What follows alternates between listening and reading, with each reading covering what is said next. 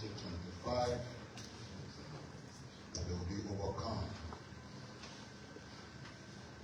Moving toward 2026, also I look forward to the time that I walk in the press conference room and all the journalists I see today. Because you see, you are watchdogs of society and you hold public individuals to a very high standard. So you must follow suit with what you hold other people accountable for. When we see the press conference, it's 12 o'clock. Here, we see that at 12 o'clock. But we sitting and people walking in and out. Sometimes it's not too great. Not just you. I also look forward to having my deputies and assistants seated before I come to the press conference, not me coming and walking in there. So it's not just about you. You see, I always try to be balanced and fair. I can be accusing you of something and my own people doing the same thing. I don't say nothing about it. So I'll make it better as we move forward to the meeting. The press conference today, which will be solely addressed by me, will be a little bit long. I ask for your patience. You see the photo before me, it tells you that that's one of the reasons why we didn't invite the finance sector minister here today, because I wanted to do this as a spokesperson of the government as we can.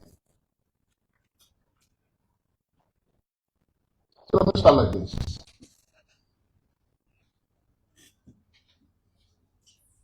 After 12 years of steady progress on a UP-led government, had Ellen Johnson Sirleaf as president and Joseph Nwabwaka as vice president. Liberians voted in a new administration in 2017. At that time, some believed that a Messiah was born and that all of the country's problems were over. I don't know exactly what informed that hope,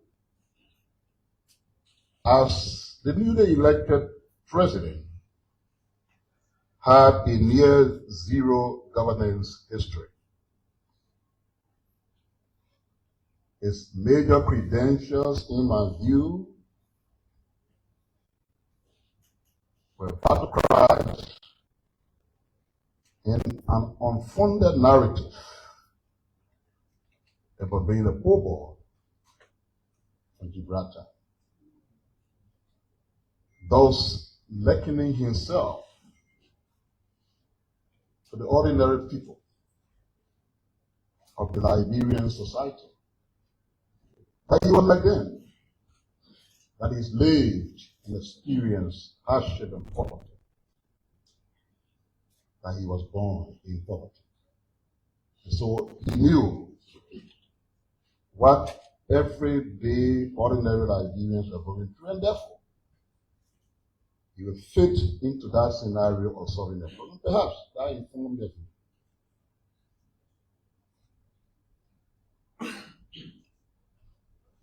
And I say unfounded narrative because many other stories have been told by the same person.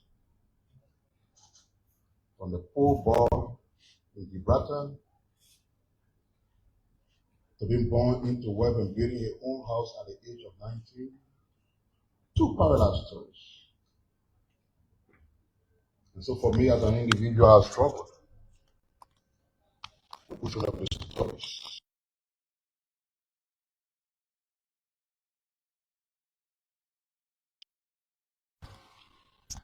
But that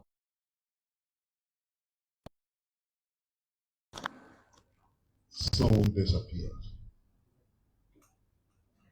16 billion Liberian dollars vanished and dumped on the Liberian market. With that action, inflation blossomed.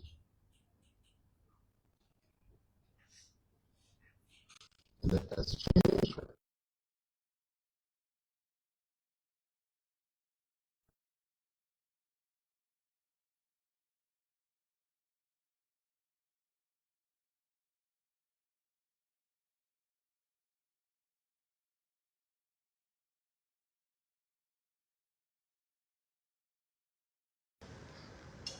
mopped up excess liquidity. That money ended up in the pockets of officials even higher.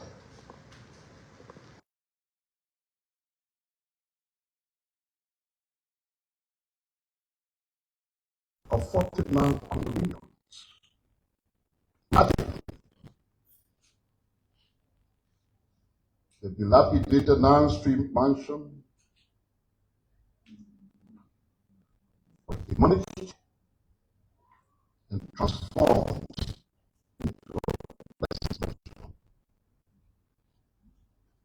Jamaica Resort was transformed into a mini paradise.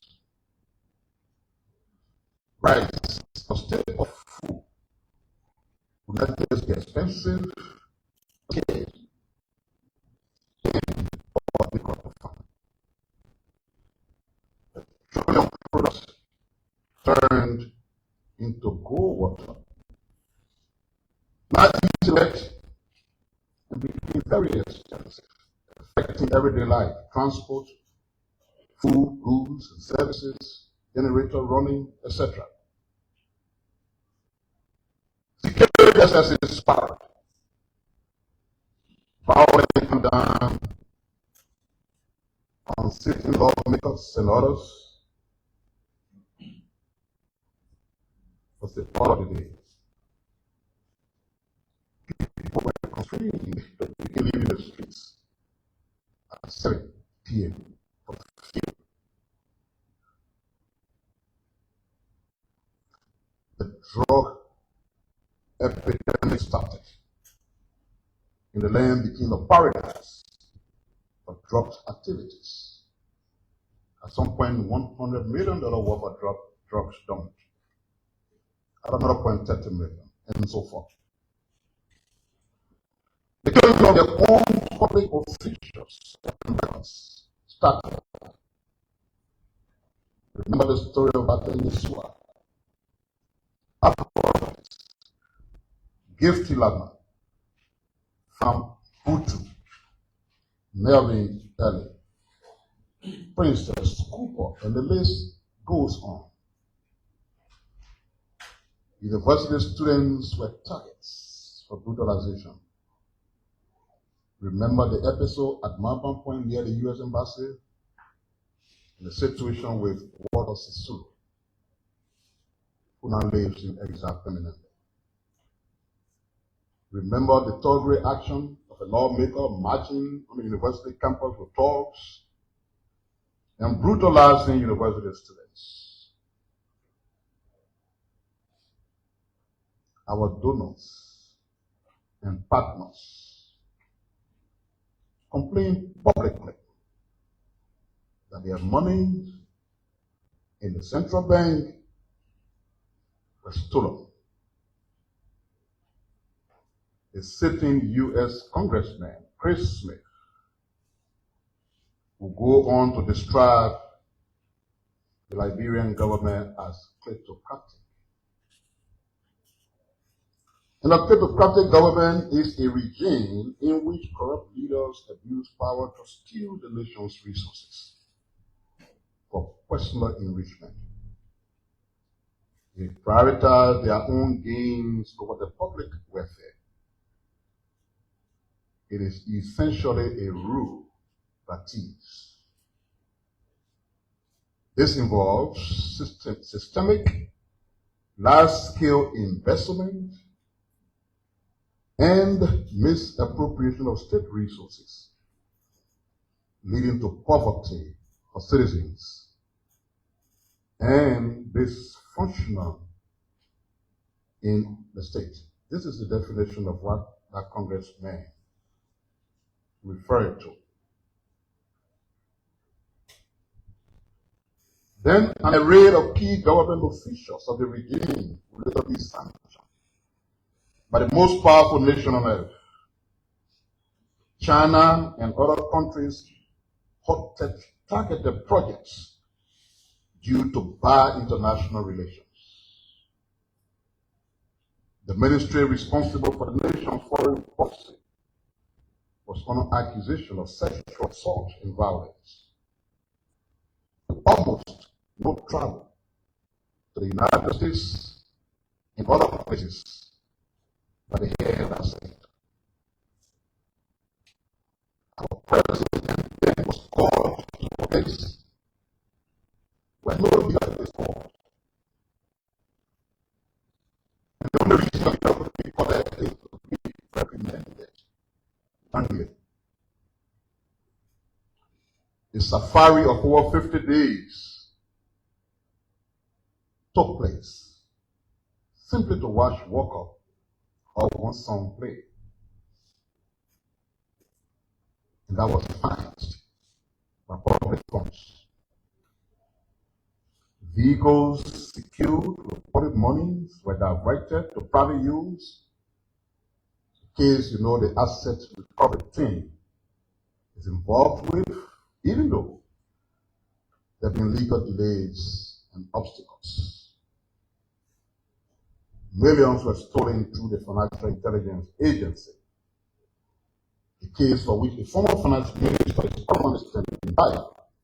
You must note that they've not denied the allegations, except they've argued that they're authorized. Civil service will go for months before being paid for a few months.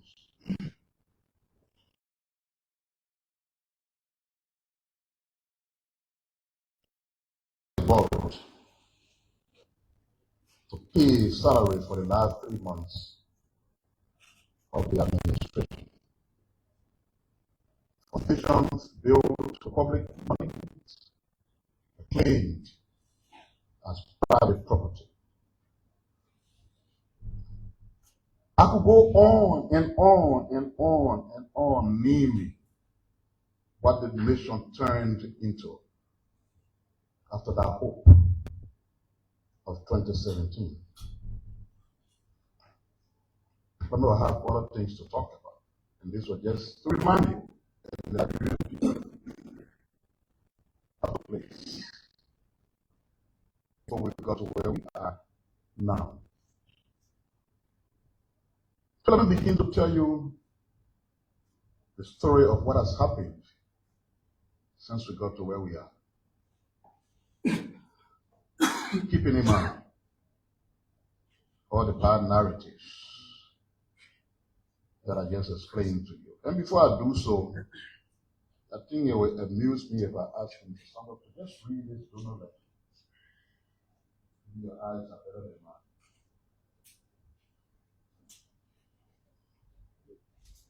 Change the microphone.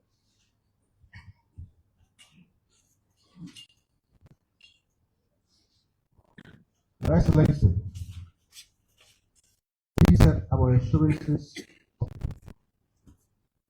Excellency, please accept the assurances of the highest esteem for you and the government, and our deep appreciation of the frank and open channel of communication between us.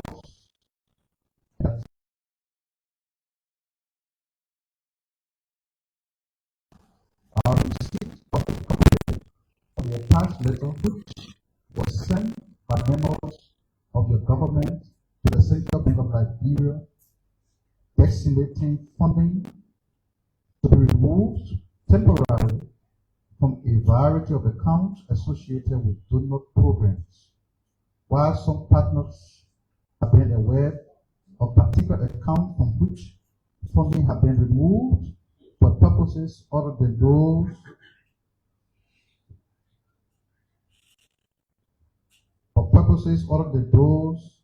that were intended to be agreed and have been addressing the issue. The letter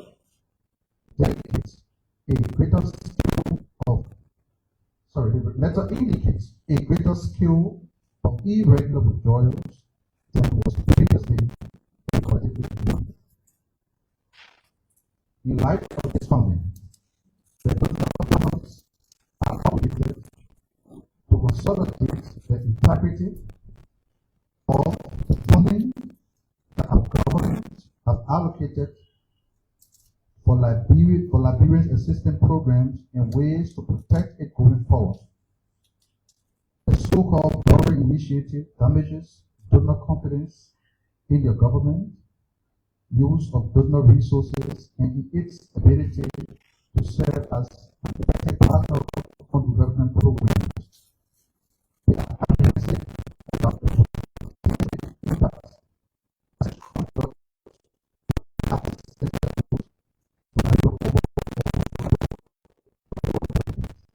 we appreciate your concern, our concerns, and your action to ensure that moves outside of the uses to restore the acceptable practices.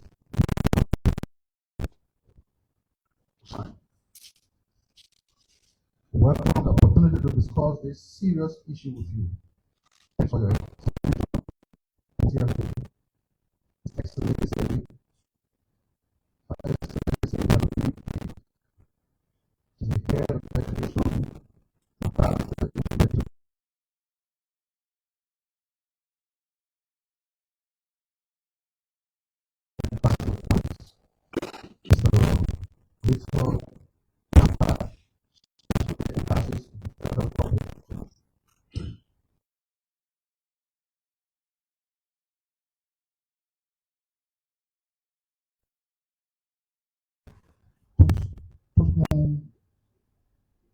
Kimino, Ambassador of Japan, His Excellency Bernard Andres Holm, Embassy, Royal Netherlands Embassy.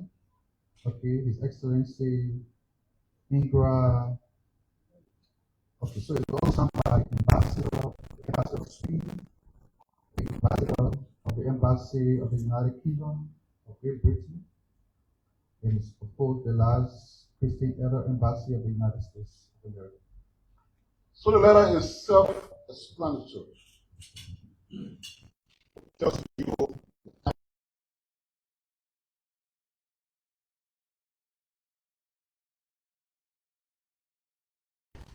And so Liberians acted to save their country from such damaging scenario. So they did that. Where are we? So that's one thing for foreign actors. Some of the things I said had to do with foreign actors. So I will start with what has happened with our Ministry of Foreign Affairs. The year 2025 was a strategic point for Liberia's foreign policy. The Ministry of Foreign Affairs consolidated high-level partnerships with the United States of America, France, Morocco, expanded Liberia's diplomatic footprints by establishing relations with Bahrain, Uzbekistan, and Croatia, and advanced multilateral leadership, culminating in Liberia's successful election to a non-permanent seat on the UN Security Council that will be occupied from 2026 to 2027. The Ministry of Foreign Affairs pivoted to economic diplomacy. It strengthened diaspora engagement,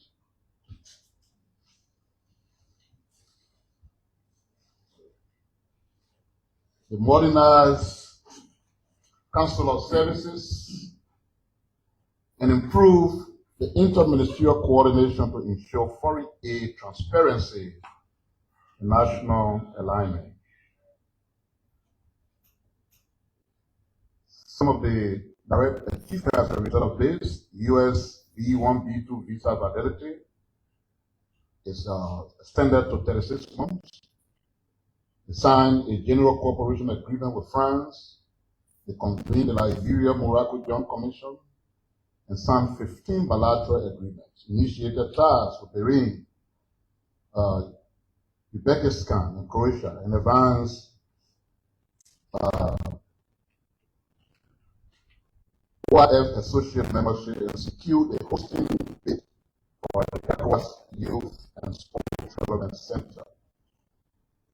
And like we said earlier, they won the non-permanent seat on the UN Security Council. They articulated thematic priorities such as climate, natural resources, and through advocacy. The reposition of the foreign policy around economic diplomacy, they transferred the Lebanese counterpart value funds secretariat to the Ministry of Commerce and Industry. They launched the Senate Diaspora Caucus and Diaspora Annual Return, decentralized passport services, and the accelerated digitization and transparency, diplomatic relations, and global engagement. Strategic dialogue outcome, like I said, the B1, B2 visa has built for a relative period, which is up to 36 months. They've improved mobility for businesses and tourists, similar trust and mutual confidence.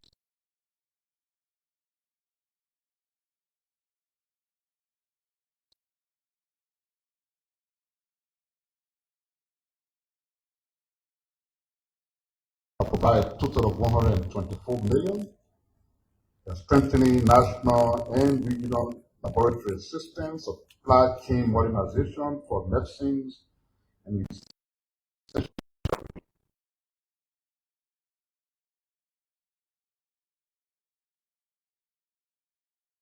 a general cooperation agreement. The frameworks in education, in agriculture, and climate change.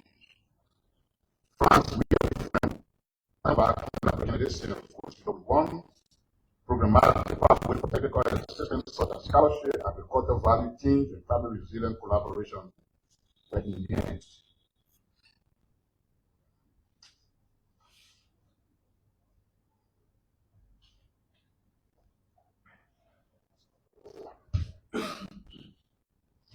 For peace building through transitional justice advocacy, they addressed the UN Peace Building Commission on support for establishing the Office of War and Economic Crimes Court. The impact is the consolidation of the peace architecture, single for accountability, the rule of law commitment, institutional and economic diplomacy, policy, foreign policy reposition to leverage diplomacy for investment, for national development, and for jobs. The impact is clear value proposition messaging to partners, targeted sector engagement such as agriculture, infrastructure, health, and climate resilience. And like we said, passport services were decentralized by the ministry, so you can now sit in one country in Grand Guinea and get passport and don't have to come to Monrovia. The impact, the burden of travel and the waiting time have been improved, and the trust of the citizen for service equity is ensured.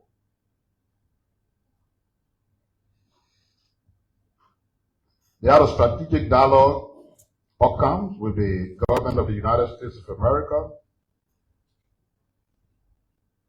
at the level of ECOWAS, judicial outreach. They hosted the president of the ECOWAS Court of Justice.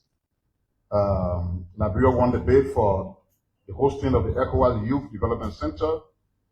They negotiated 3 critical positions, which are for commissioners for economic and agriculture, and 1 judge position, and president for ECOWAS in the next term starting. Talk about the UN Security Council already, so no need to run. But let me give a summary of what has happened. In 2025, the Ministry of Foreign Affairs of Liberia achieved a historic milestone by validating the gender-responsive feminist foreign policy roadmap. This groundbreaking initiative positioned Liberia as the first African nation to formally adopt a feminist policy, reinforcing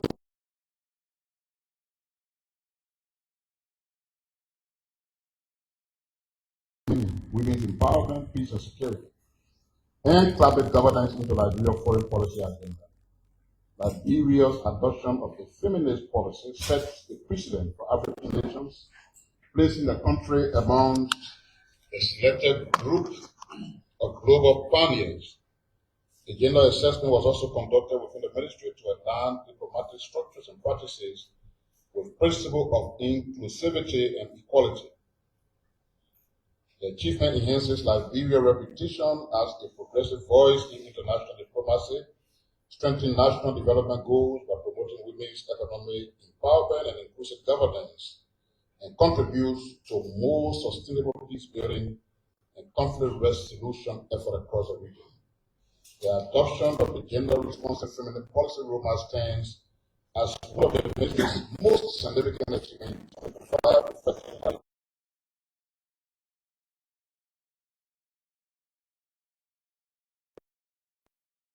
for citizens, while positioning the nation as a trailblazer in Africa and a respected partner in the global community. The other thing that you bring with foreign ministers will come on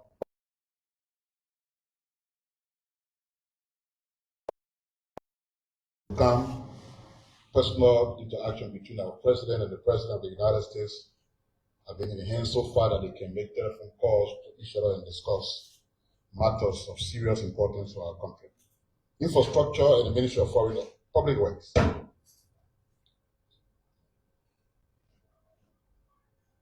The Ministry of Public Works commenced during the period under review and successfully maintained 7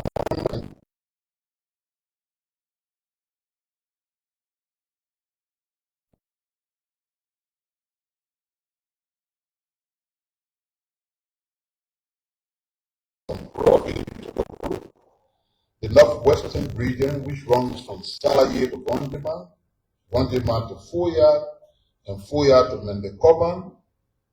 The southeastern region, which runs from Tapeta to Swedru, from Swedru to Kanwikian, Plibo to Bartleville, and the coastal region, which runs from the Channel to Greenville. These interventions have eased the burden of high transport costs, encouraged price stability for basic commodities, and provided significant relief to families in their daily living conditions across these regions. The fully completed the ERWA junction to RIA road project, including a roundabout around the ERWA junction. Enhanced the construction pace of the RIA road project and increased the pavement of the road from 8 kilometers in 2024 to 25 kilometers as of December 2025. Increased the physical works progress on the Sanikole to Dato Road project from 70%, which was around 19 kilometers as of January, to 86%, which is around 42 kilometer pavement as of December 2025. Increased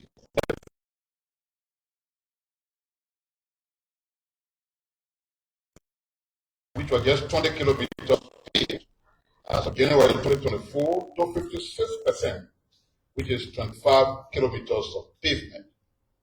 Increased the physical work progress on the Sekla Pier to Tapeta Road project from 21%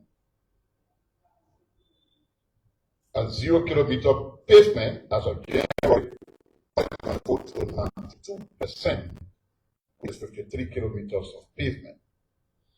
They've commenced actual work on the Tapeta Road, which will be around 40 kilometers. Actual work meaning all road work in the beginning of pavement. The procurement process is the recruitment of a contractor and monitoring and supervision consultant have been finalized, and actual work will commence in 2026 on the Tapeta to Suez corridor, which is around 85 kilometers to the foreign border. The detailed engineering design and bidding documents for the Swedru to John Davis Town, which is 48.5 kilometers, have been finalized by the ministry and submitted to the African Development Bank for review and approval, and work is expected to commence in 2026. The procurement process for the hiring of a contractor for the John David Town to Putuken to Calico, which is about 61.5 kilometers, have been finalized and work will commence in 2026. They've increased the physical work progress on the Calico to Fishtown Road project from 65% as of January 2024 to 85% with the entire 20-kilometer stretch of road paved. Procurement processes for the Barclayville to Sastown Road, which is about 50 kilometers, have been finalized, and actual work will commence in 2026. On the coastal road corridor, which is from Buchanan to Greenville, and that should be around 239.2 kilometers, financing discussions are on the way with the bank, and detailed design is currently ongoing by government, a major condition precedent for the African Development Board's approval to finance the Buchanan to Sastown Junction section of the road. For the Japanese finance bridge for Freeport corridor, which is 1.9 kilometers, detailed feasibility study and engineering design are completed and the work will commence in 2026. For the Freeport to St. Paul Bridge road, work are ongoing. 5 kilometers. For the People for Concession Agreement, which will facilitate the construction of 255 kilometers of roads through a public-private partnership framework has been ratified by the National Legislature, awaiting the signing of the President. This will see work commencing on the following words in public to play.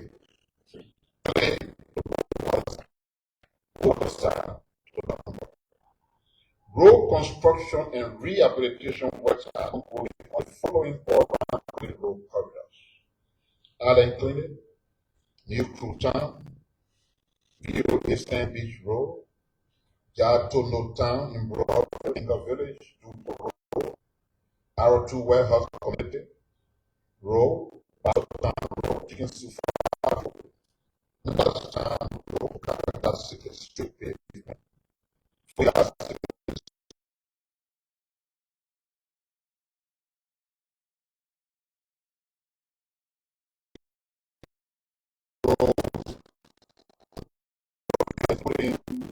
Constantly provide Broken Town, Galata, Single Street, Central Monrovia, Homo Town, Carver Central.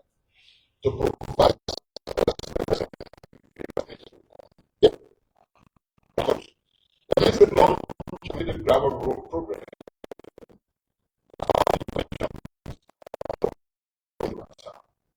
Johnsonville, Smart Institute Road, Blossom Turning Point, Baker Road in Broadway, Chinese Coastal Road, GSA Rock Hill Road, SKD Road, Tingle Village, Guest Hall Road. Commence the opening of alleyways in Monrovia, including on Sparrow Road in Tubor and Marshall Community. Commence active work on the overpass bridges at the Ministerial Complex and the SKD Boulevard. To improve road safety, they have commenced the installation of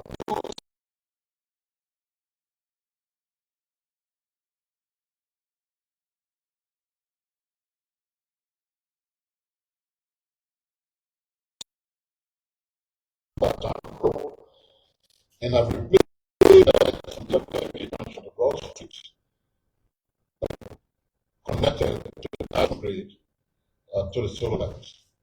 They successfully carry out drainage cleaning activities in Monrovia and its environments, including Parktown.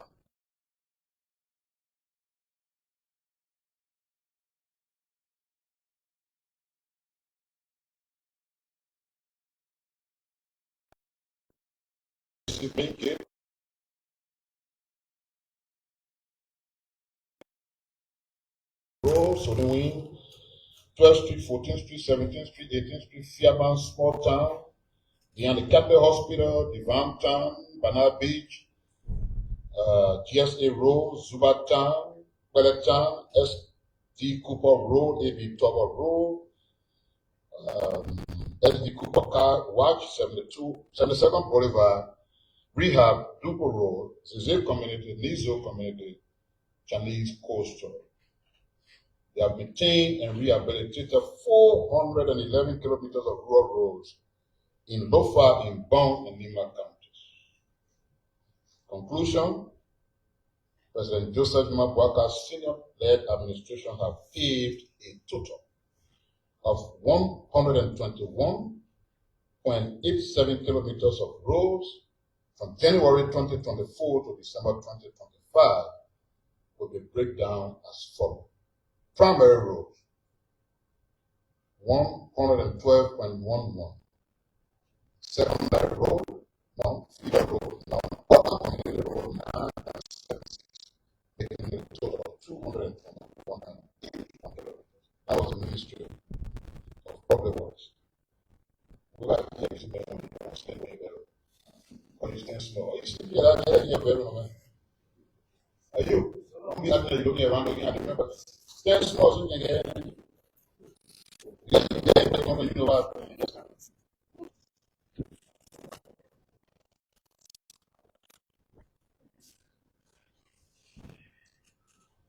Maybe I could be wrong.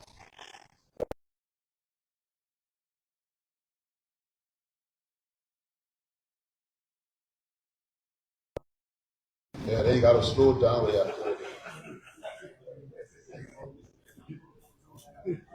The Liberia electricity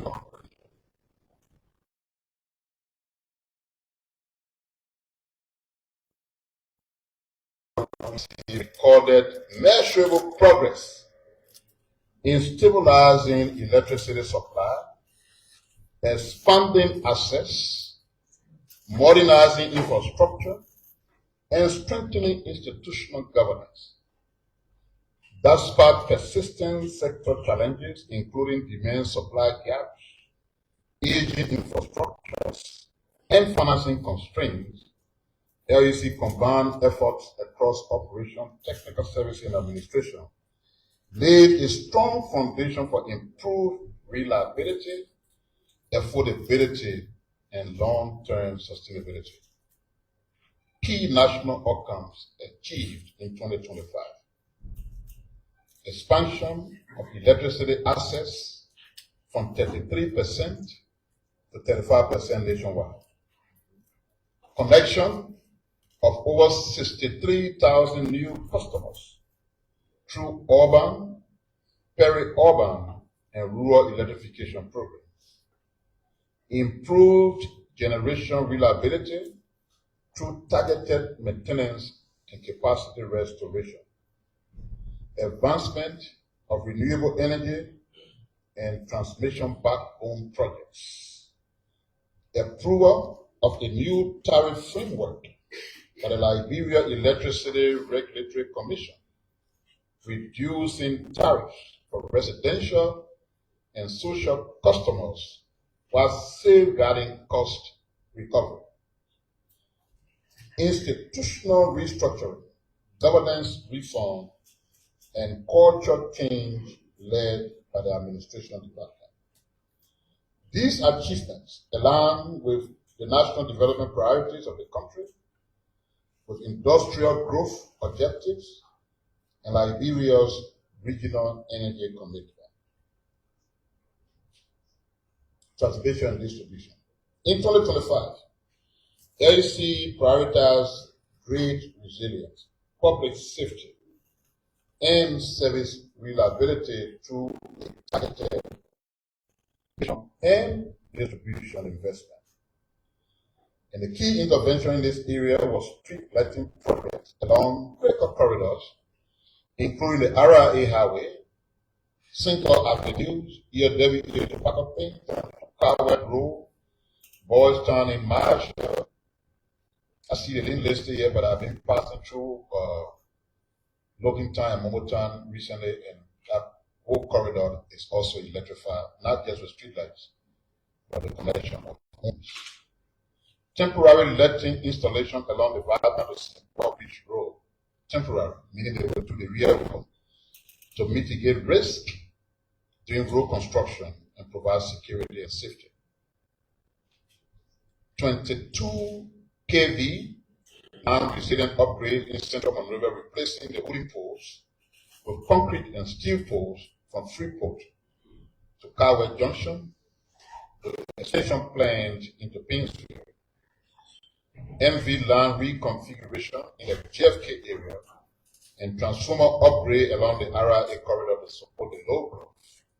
The impact: reduce pole-related fire and system fault, improve reliability in high-low burning corridor, generation performance. LEC focus on preventive maintenance and seasonal preparedness to stabilize supply.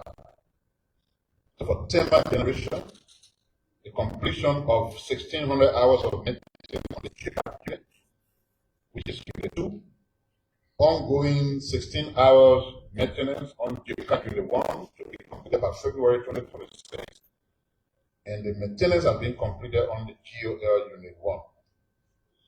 4,800 hours maintenance ongoing with GOL unit 2, expected to conclude by February 2026. Hydropower generation. 3 hydro units are operational. Remember, they're supposed to be 4, the turbines. Annual maintenance is scheduled between February to May 2026. The ongoing repair is taking place on Unit 1. That's Unit 1 of the turbine. Remember, we just said 3 working, so 1 is ongoing repair, expected to restore 22 megawatts ahead of the 2026 winter season. Customer growth, 60% increase, raising access from 33%, like I said, to 35%. Commercial and industrial uptake has a 14% increase, reflecting improved reliability. And revenue growth, 17% year on year.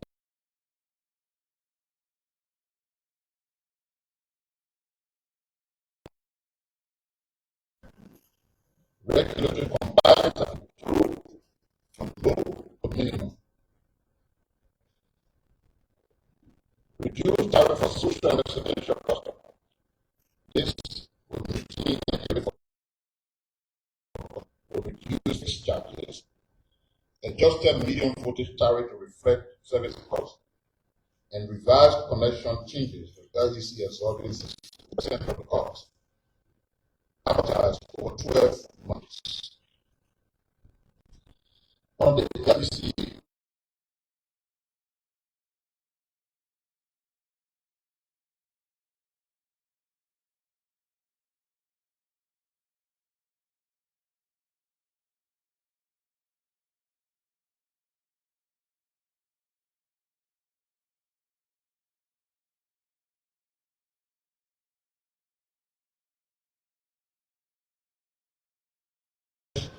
in 124 pages, the cost process, council, and Madam.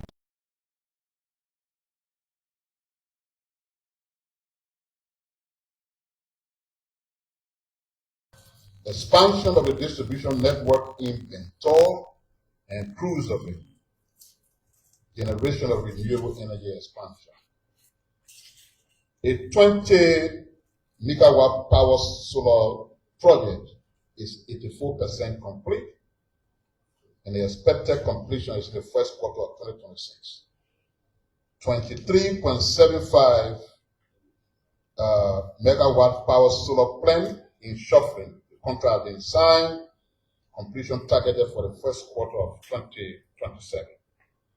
The Mount Coffee HPP expansion, engineering design and tender preparation is ongoing and will provide 42 megawatts of additional capacity. SP2 hydropower project feasibility and baseline study is ongoing. Funding mobilization prioritized. Grid modernization and system control. The SCADA project superstructure work for advanced with equipment installation is ongoing at the substation. They are also targeting some independent power producers that the private company will provide electricity. They have the TBEP as a target. They should provide 75 megawatts of solar energy. They have the SGTPL. They should provide 40 megawatt of HFO plants.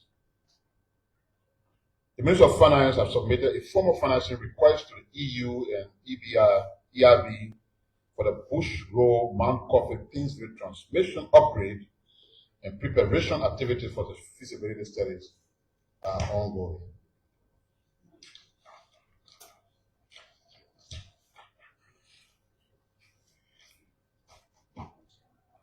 And still on energy, 100% solarization, and that's not by AEC, it's for the Rural and Renewable Energy Agency, 100% solarization of 88 public health centers around Liberia.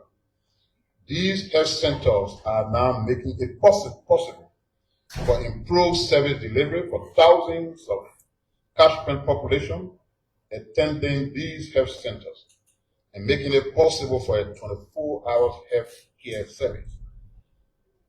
The Ministry of Health will no longer have to worry about the purchase of generator fuel from its budgets. Those savings can now be used to expand and improve health services across the country. They have installed 468 high-quality solar power streetlights with exceptional lumens capacity in Barkleyville, in Harper, in Zozo, in Kawike. Each one of these rural cities received 117 pieces of these streetlights. In addition to significantly improving security of residents, the lights are being leveraged for extended business hours, especially for women selling on the lights, and children are studying as well on the light. They have completed and tested a 1.8 megawatt diesel power generator that is a part of the hybrid power network in Lower Lofa.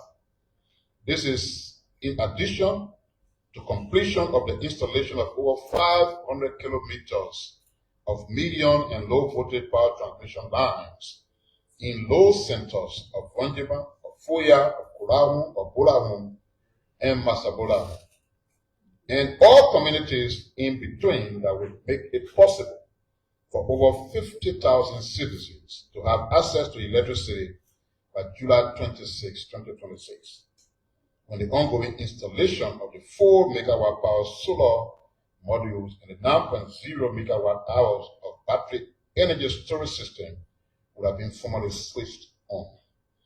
In Buchanan, the Rural Renewable Energy Institution is continuing the planting of concrete poles to carry all low and medium voltage transmission and distribution lines to connect 13,000 homes and businesses.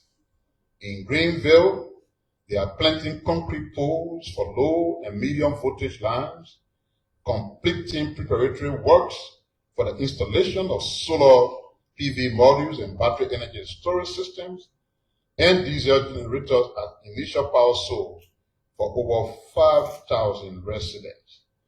Primary works are ongoing for the construction of 2 megawatts of mini hydro plants on the Sino River that will serve as the main source of power for Greenville and communities along the path of the power transmission line from the ministry's hydropower plant.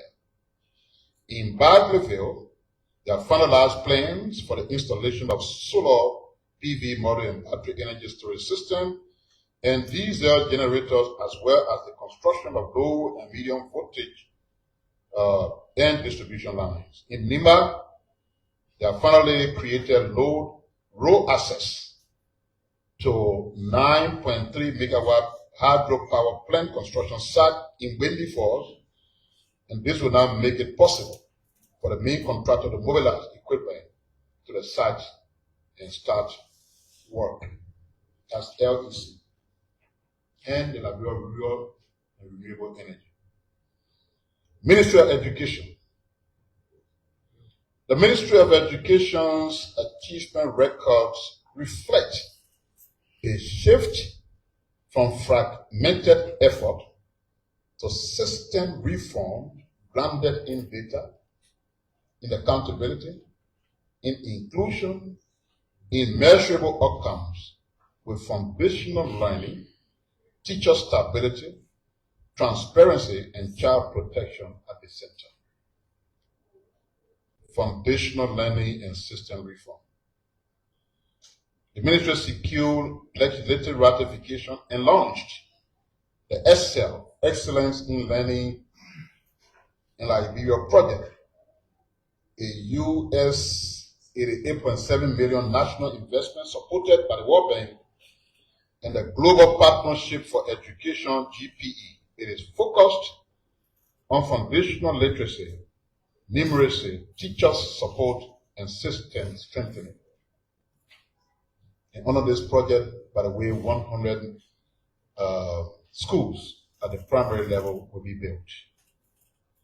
They've launched the National Digital Learning Platform for grades 1 to 3, financed by the government of Liberia through the Public Sector Investment Program, PSRP. The platform delivers curriculum and learn video, audios, and radio lessons developed by Liberian teachers and quality assured by the ministry. Integrated sign language interpreters as co-educators in all the video lessons, expanded access through radio-based lessons for communities with limited or no internet connectivity, installed computer laboratory in 156 schools using micro cloud 3 technology, expanded digital teaching capacity, coordinated the training of 297 public senior high school computer teachers on the usage of C3 Cloud, and they implemented the national standards and guidelines for TVET education. Teacher workforce stabilization and development. They validated and placed 2,148 qualified volunteer teachers onto government's payroll across the 15 counties. They removed 1,053 ghost names from the payroll, creating physical space for legitimate teachers' replacement. They launched the Leaders in Teaching Liberia program, a MasterCard Foundation supported initiative implemented with Educational Development Center to strengthen secondary education through improved teachers recruitment, professional development, school leadership, and inclusive training pathway, targeting over 2,000 secondary schools, benefiting an estimated 50,000 students. The C Certificate Teacher Training Program with higher education institutions, creating a formal and seamless pathway to BSc in education for graduates of the ROTTIs. Pre-service early childhood education and primary C certificate curriculum revised and validated to reflect 21st century skills such as green skills, gender responsive, pedagoggy, and digital skills. The B certificate program was rolled out to Zwedru and Webo Teacher Training Institute. Trained 40-day refreshment training workshop for early childhood education volunteers, teachers, including provision of teaching kits to strengthen early childhood delivery. 30 motorbikes were delivered to 3 of the RTTR through UNICEF for in-school teacher support program. They trained 120 teachers in the delivery of STEM instruction. STEM has to do with the sciences. Specifically trained 40 SSS female science delivery, trained 50 elementary school teachers in the use of science kit, and trained 30 teachers and 10 master trainers in the delivery of e-tech content across 5 counties. Learning environment and infrastructure. The construction of model schools in Bon, Magibi, and Nima, procured 22,000 STEM kits to support hand-on science learning in primary schools. 40 public schools were renovated by the Ministry of Education. They launched the One Child, One Chair initiative in collaboration with the Civil Service Agency, beginning with 525 locally manufactured school chairs produced through collaboration with a vocational training institute. They commend the expansion project of the Liberia School of the Blind, strengthening inclusive education infrastructure. They secure science, which physics, chemistry, and biology laboratory equipment and supplies for 50 secondary schools to support practical science teaching. They have upgraded and constructed new TV facilities in 18 counties, supported by the Ministry of Education, by the EU, and Sweden UNESCO. They've restored the annual school census after a 4-year gap, covering 6,394 schools nationwide, re-establishing a credible evidence-based decision-making mechanism. They strengthen the use of educational data in planning, in budgeting, in county comparisons, and partner alignment. They've issued and renewed 2,445 school operational permits, strengthening oversight of public and private institutions. They have advanced steps towards digitizing school permitting and compliance processes to improve transparency and efficiency. They've launched the digital school permit platform for the first time in the history of the school system.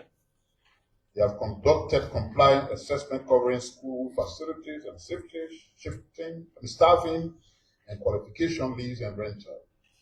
They've launched and begun the implementation of the Back to My Classroom National Enrollment Campaign, a joint initiative by the Ministry of Education, the Ministry of Gender, Children and Social Protection, the Ministry of Health, using a multi-sectorial model to identify, document, provide basic health services, and enroll all school children. The initiative targets 250,000 children across 7 priority counties.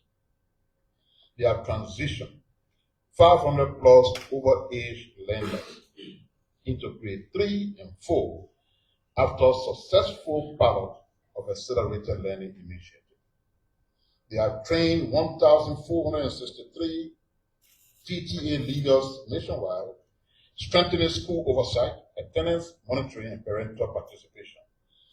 They have expanded the national PTA structure with 52 county coordinators, improving coordination and accountability at the local levels. They have finalized the National Student Handbook, establishing uniform standards for student conduct nationwide.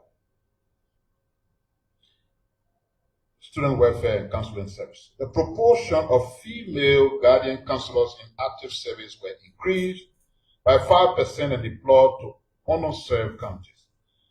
70% of all guardian counselors trained to support students affected by substance abuse, strengthening psychosocial care system with support from the UNFPA. They've trained 172,789 students and 2,958 teachers through SAC Civil and I-Alliance partnership. They have provided 1,802 students and 441 teachers with corrective eyeglasses. They've trained 891 teachers in school-based health screening, referral, and deworming. They have delivered deworming to 70,642 learners and macronutrient supplements to 510 adolescent girls. They have reached 3,800 female learners through comprehensive sexual education training. They sustain feeding for 239,000 learners across 1,473 schools despite external funding loss. They've implemented homegrown school feeding, supporting 20 local farmers and supplying 470 schools.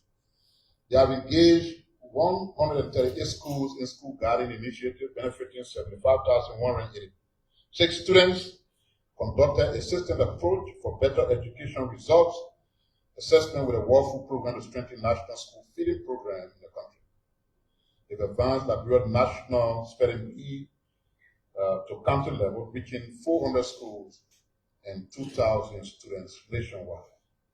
They have launched and implemented the Liberia National Academic Excellence Award in partnership with Educate the Next Generation, recognizing 75 high-performing students from all 15 counties through a merit-based, transparent process, continuing implementation of the National Debate Championship. Scholarships.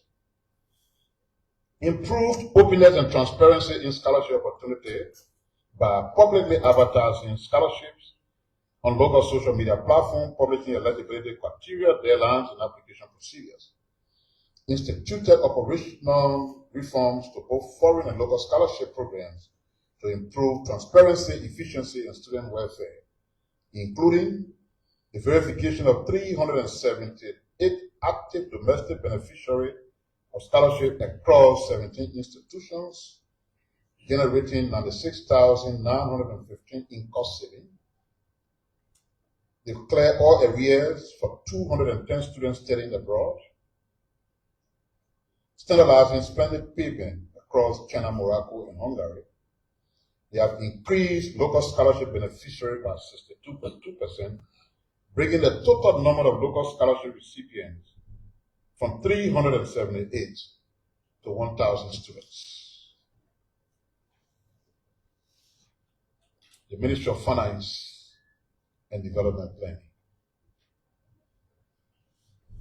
In 2025, the Ministry of Finance and Development Planning advanced a bold reform agenda that strengthened fiscal discipline, expanded development financing, and accelerated service delivery.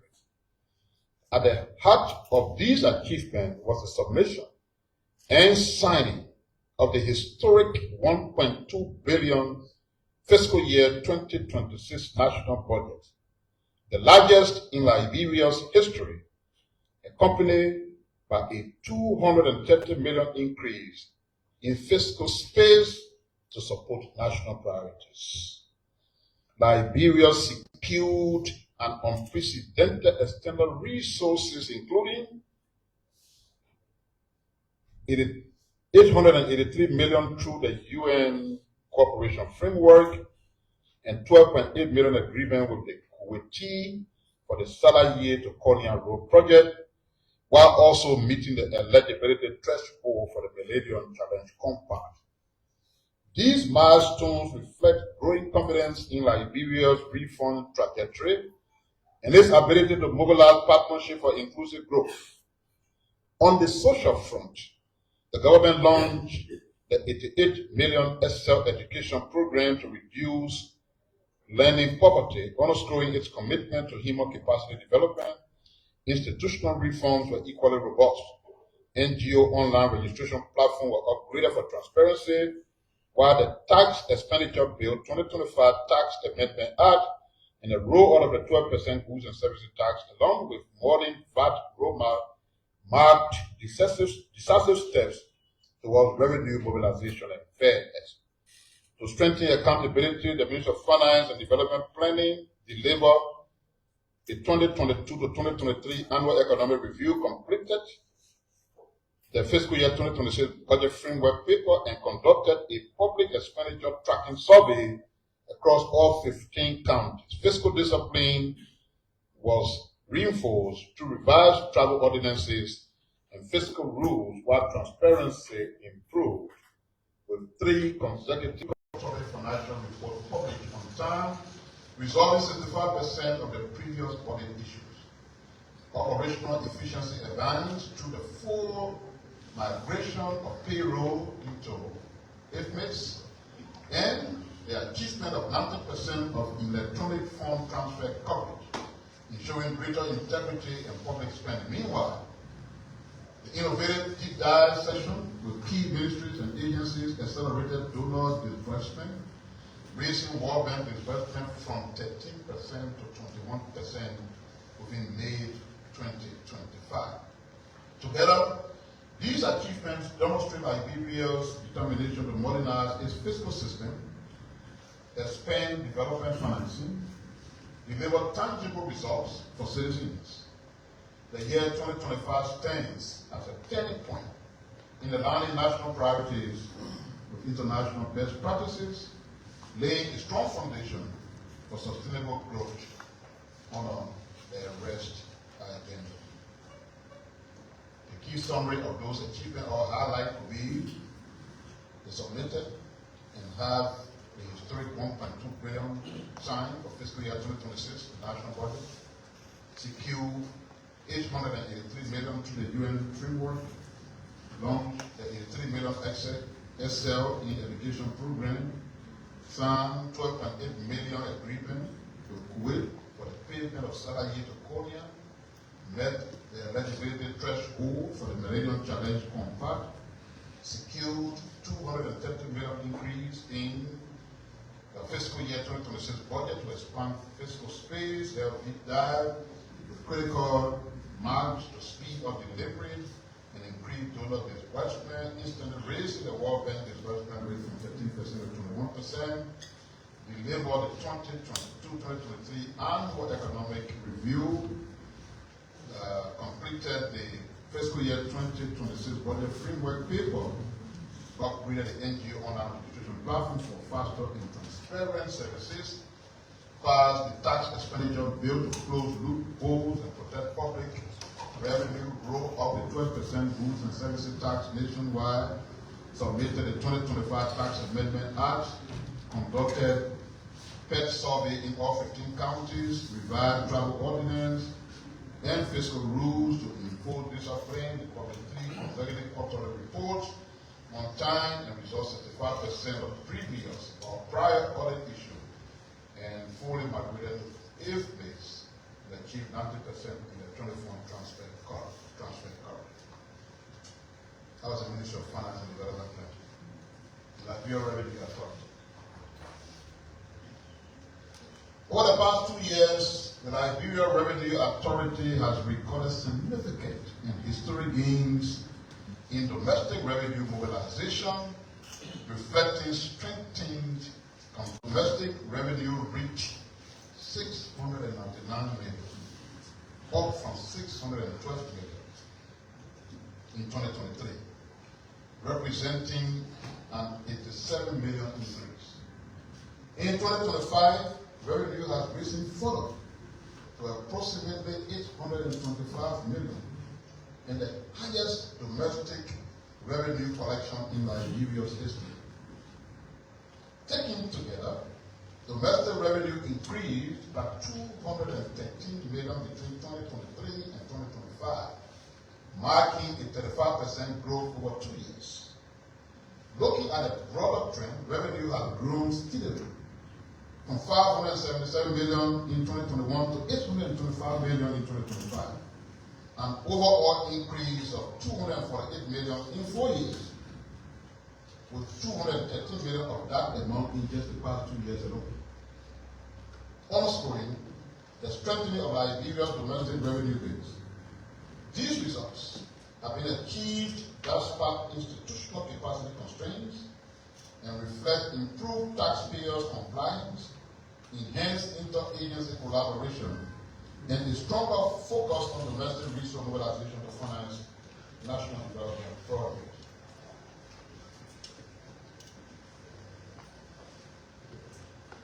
Take a look.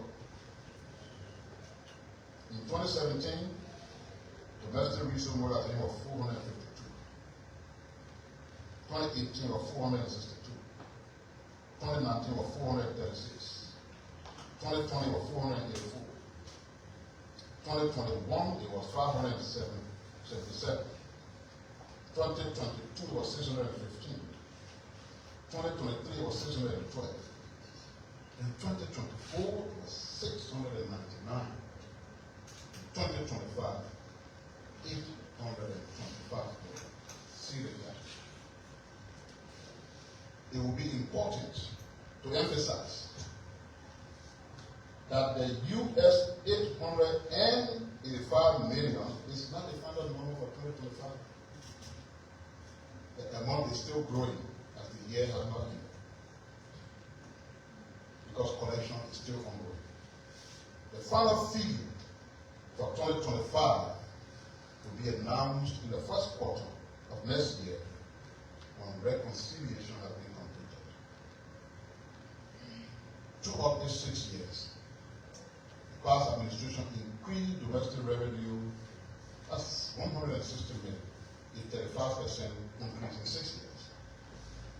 The Waka administration has increased revenue by a whopping 213 million in just 2 years, a 35% increase in just 2 years.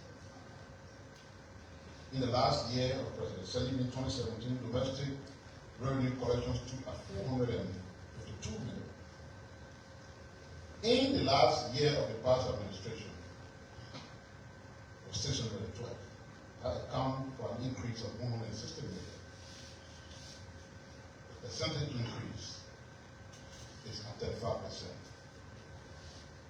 This is to say to you, when you saw a budget of 1.2 billion being submitted, it was not magical, but based on hard work. Hard work that is yielding results. Water is life.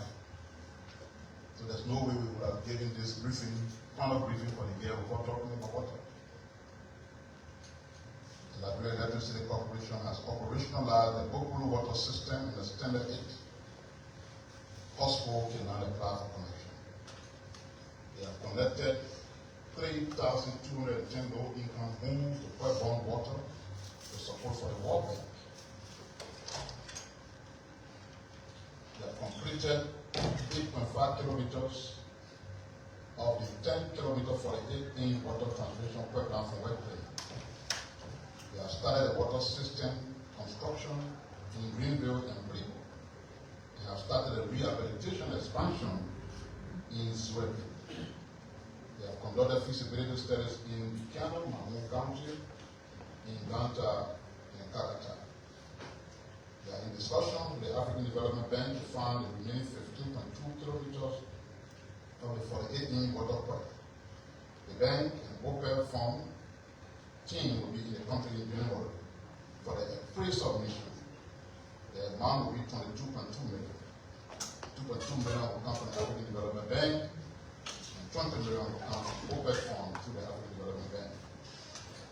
With the sewage program, they have started relaying sewage work in Central Monrovia, including Erie Street, Benson Street, Central Street, and Galley Street. This has reduced the flow of sewage in the street. They have connected 500 homes in Central Monrovia to the sewage framework. We'll soon be there. If I'm staying, I can get tired. The whole city man will not see me not get tired.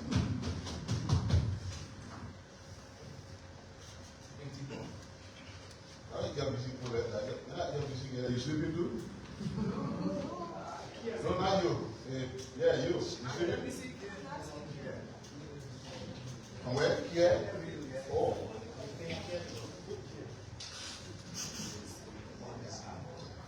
The Ministry of National Defense. We talk all the things, you don't talk about security, you just security, here with you. The Ministry of National Defense has strengthened civilian control of the military through policy reforms and structural oversight of the armed forces of our youth. 11 major policy directives were approved and are being implemented, covering procurement, financial accountability, internal audit, asset management, ethics, risk management, logistics, and personnel welfare. The Ministry of Defense ranked the 10th best performing ministry nationwide on the performance management and compliance system, receiving 2 national honors from the President. The government approved a between $40 to $50 salary increase for 1,923 personnel, 1,768 enlisted, and 155 paramilitary. Insurance benefit disbursed to families of fallen soldiers under the AFL Group insurance policy. The government provided $250,000 US for AFL pensions and gratuities.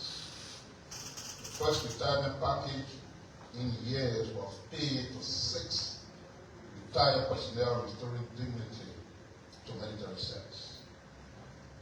A sector-wide hepatitis vaccination was conducted for defense personnel. 150 civilian and military personnel completed security sector reform training. 114 personnel trained internationally.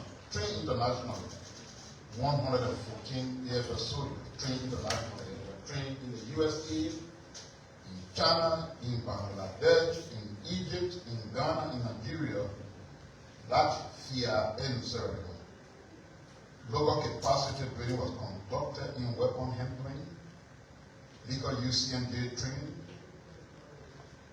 and EOD awareness and leadership courses. Non-commissioned officers academy established strengthening enlisted leadership. 11 officers promoted to lieutenant colonel, supporting institutional restructuring and readiness. Army resistance battalion activated. A single company activated. First engineering battalion upgraded from a company. The agricultural company activated. They have conducted Operation True Guardians in Western Liberia, border and coastal security. Conducted Operation Restore Hope in southeastern Liberia. Enhanced command and control through the acquisition of broadband communication accounts. Continued nationwide barracks renovation. Easing congestion and improving living conditions. Over 1.02 million have been invested in barracks renovation. 11 buildings at Camp Grant in Sanikoy were renovated. 3 at Camp Jones in Kakata. Multiple buildings at Camp Winston in Zwedri. BTC Alpha and Bravo building 98% complete. AFL headquarters office annex under construction at the BTC. Additional barrel renovation has been planned for 2026. They include Camp Jackson, FOB in Harbour. The 14th Military Hospital upgraded into a modern referral facility serving soldiers and civilians. Initiated construction of a state-of-the-art Chinese-aided national reference laboratory. Introduced digital hospital management system for records, for drugs, and accountability.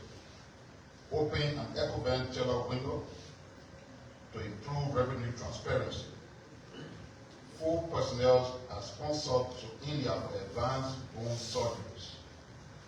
Medical equipment donation.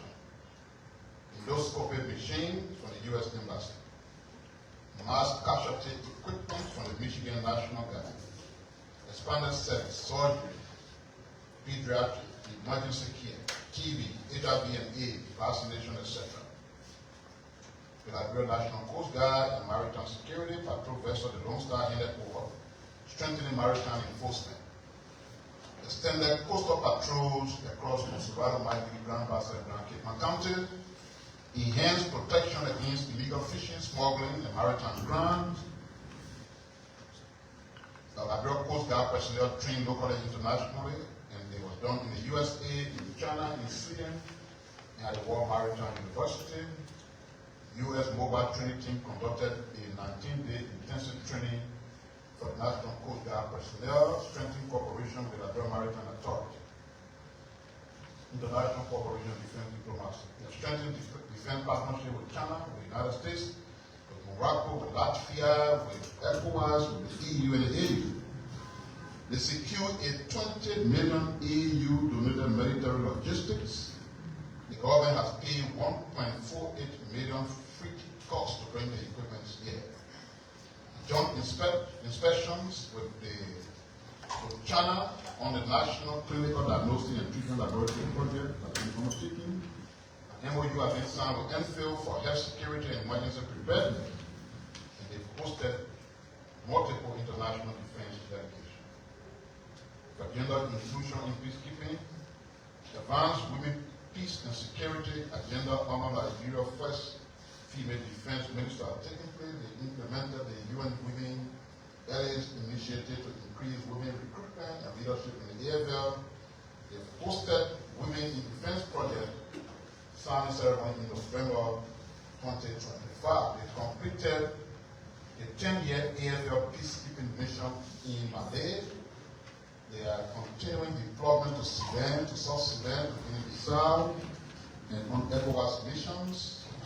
They sustain 5 functional AFL school systems, 7 soldiers, the dependents, and host community. They have funded civilian and military personnel education through LIPA, through LBI, and vocational institutions. The bottom line.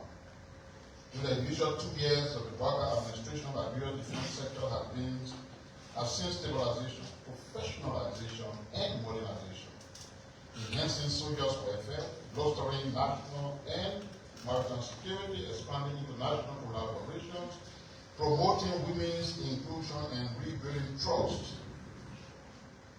Rebuilding trust in the armed forces of Liberia, both domestically and internationally, has been focused for good. The Liberia Civil Aviation Authority. The 2025 operational year for the Liberia Civil Aviation Authority was characterized by fundamental shift towards result-based governance. The transition involved integration of rigorous administrative oversight with technical regulation precision, successfully positioning the authority as a key pillar in Liberia's national infrastructure and economic development, administrative reform, and strategic workforce government. The Biometric Accountability and Workforce Organization, the LCAA, successfully institutionalized a high-precision biometric attendance system. At its headquarters, the reform wasn't just merely technical or cultural, resulting in 35% increase in core hour availability. This data has been seamlessly integrated into the payroll system, ensuring public resources are expended only for verified service delivery. For the first time in recent history, the LCAA achieved a 100% on-time salary delivery of disbursement rate across all 12 months of the year by eliminating payroll delay and reinstating the comprehensive group insurance policy. The authority has significantly mitigated staff turnover and restored institutional loyalty among high-level technical staff. Recognizing that aviation safety is predicated on special knowledge, the HRMD Directorate executed 10 targeted training programs. This session provided 119 staff members with advanced certification in ACAIO standards and recommended practices, administrative laws, regulatory auditing, ensuring that the LCAA remains competitive within the region of the aviation landscape. Automated financial system, the LCAA completed and transitioned to a fully automated accounting and reporting system. This has effectively reduced the monthly financial reconciliation cycle by 10 days, allowing for real-time reporting to the board of directors and the cabinet secretary while strengthening integrity of the authority.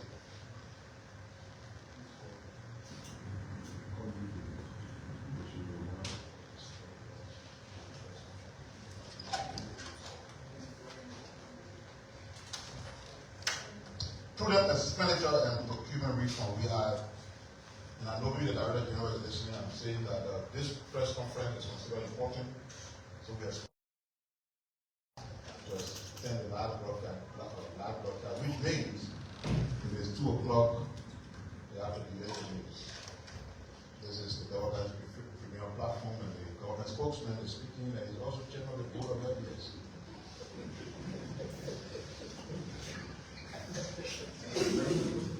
Key reforms included the introduction of a centralized fuel management system and competitive bidding for all technical service contracts, ensuring maximum value for money in the utilization of LCAA operational budget. Through the warehouse and general servicing department, they implemented a centralized inventory tracking system.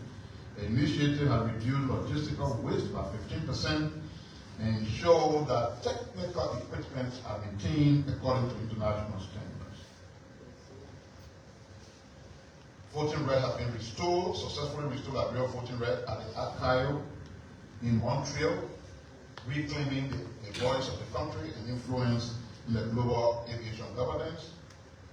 He held productive engagement with multiple global aviation authorities, resulting in the signing of new MOU, technical cooperation agreement, and bilateral air service agreement.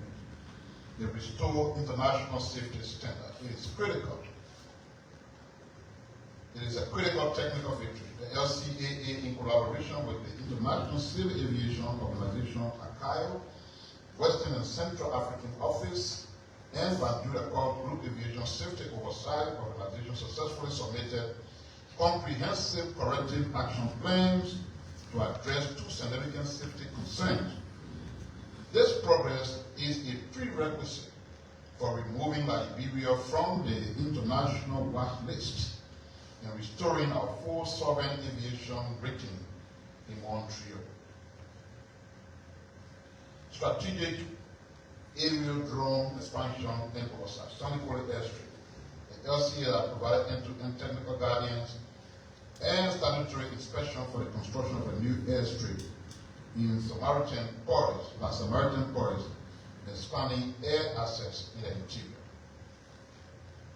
Mining and commercial surveillance. They have conducted rigorous safety audits of B Mountain Airstrip and maintained 24/7 regulatory presence at the Rabat International Airport to monitor runway integrity and ground handling services. The authority achieved 100% compliance in the renewal of air services license for all scheduled international airlines. Furthermore, it successfully certified and licensed all traffic controllers within the Rabat Flight International region, ensuring that personnel managing Liberia's skies meet the highest global standards. They facilitated the expansion of the Liberian market by handling the complex certification process and foreign-based maintenance inspection for the Turkish airline, ValueJet, and United Nigeria Airlines. The entry of these carriers increases national connectivity and drives downward pressure on regional ticket price. The authority finalized the amendment of the Air Transport and Economic Regulation, the updated technical document development manual, and completed a comprehensive revision of the LCAA HR manual to align with Liberia's civil aviation Act of 2019. To eliminate the risk of communication blackout during critical safety oversight, the LCAA deploys Starlink satellite internet. This transition has provided 99% uptime, ensuring that their inspectors and flight safety officers remain in constant contact with global safety database and archive portals.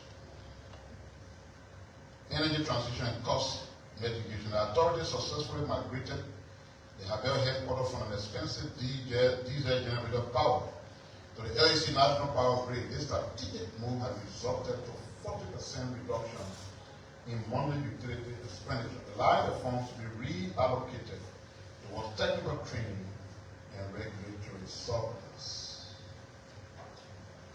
And finally,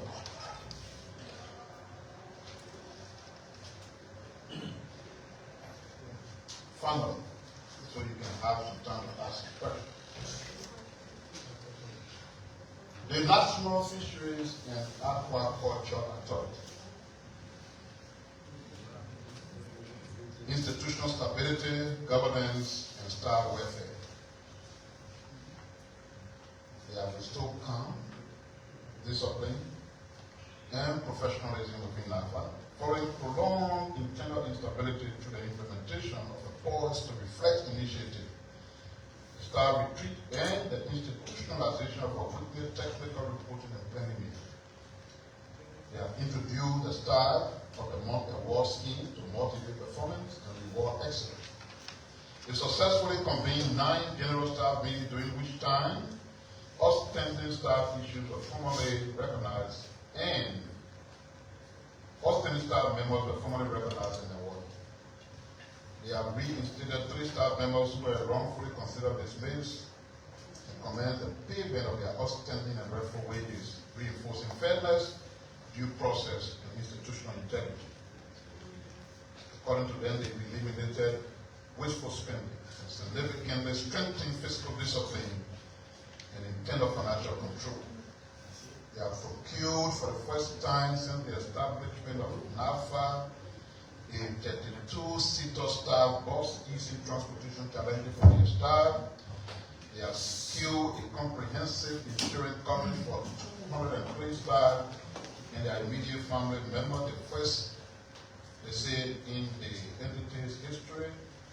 They provide full life insurance coverage for 16 seagoing fishery observers addressing long-standing occupational risks concern. They have procured a 250, 25 kb each of locally produced rice for staff during the Christmas holiday in compliance with the government of Liberia fiscal policy and supporting local farmers. So maybe next time when we got when are giving rest, we are going to rest. They commenced and sustained the remittance of staff withholding taxes to the government of Liberia, to the LRA, totaling $252,979 between April and November 2025, according to them after 4 years of non-compliance. They resumed payment of NASCOR Social Security contribution after 4 years of institutional non-compliance, restoring staff benefit and legal adherence. In response to over 4 years of advice, audit, recommendation, they successfully transitioned from the legacy international public sector accounting standard to international financial reporting standards, significantly improving transparency, audit readiness, and public financial management and compliance. Policy development, sector regulation, governance reform. They've developed and secured board approval for semi-industrial fishing management plan, creating an enabling framework to attract legally compliant semi-industrial fishing vessels within Liberia full nautical mile zone.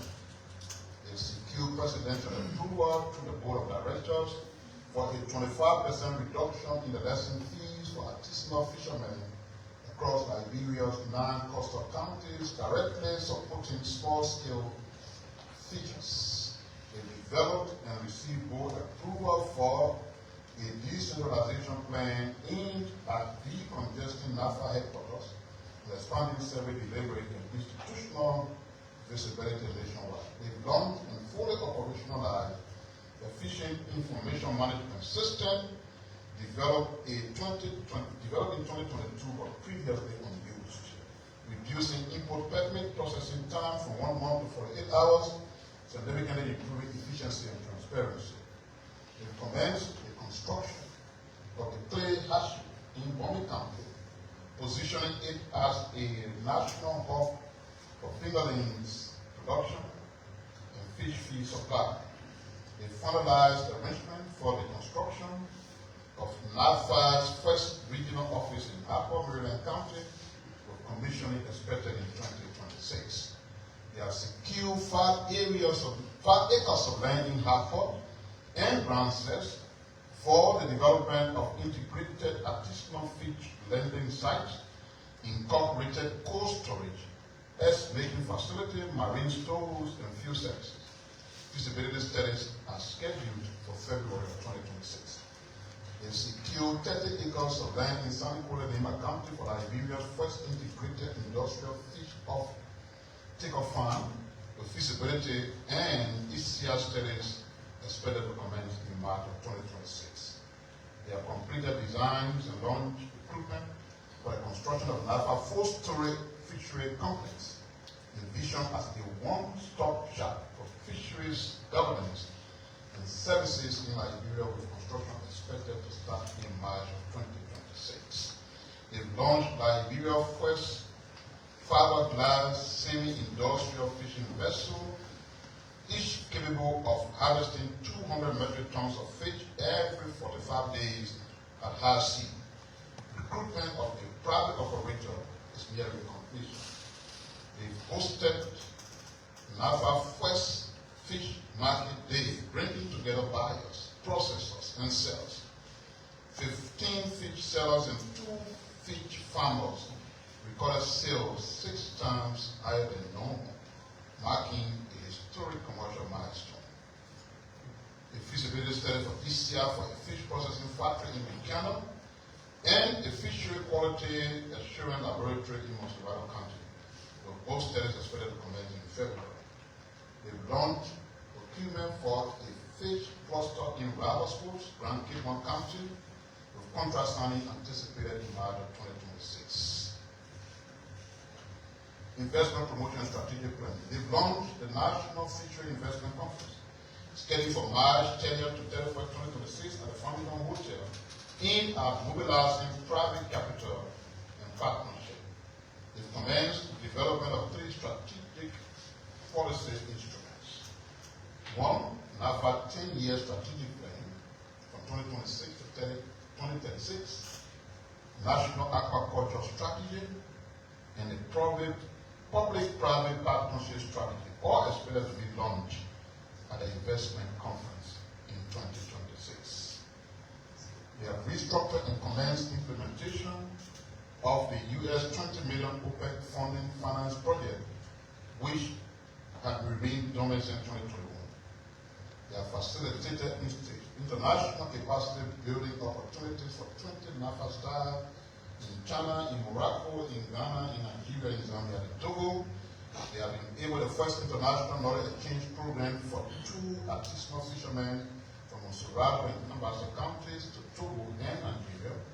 They successfully hosted Liberia's first World Fishery Day celebration since NAFA establishment, honoring fishermen and raising national awareness. They restored development partner confidence in the institutionalized the quarterly fishery development partner coordination group, chaired by NAFA with the European Union as co-chair. The platform actively engages the World Bank, the EU, the FAO, the UNDP, JACA, the GIZ, OPEC Fund, and the embassies of the United States, of Egypt, Morocco, in strengthening coordination, transparency, and investment alignment. They've introduced an operationalized quartermaster technology, a modern digital monitoring and intelligence platform providing near real-time visibility for fishing vessels activities.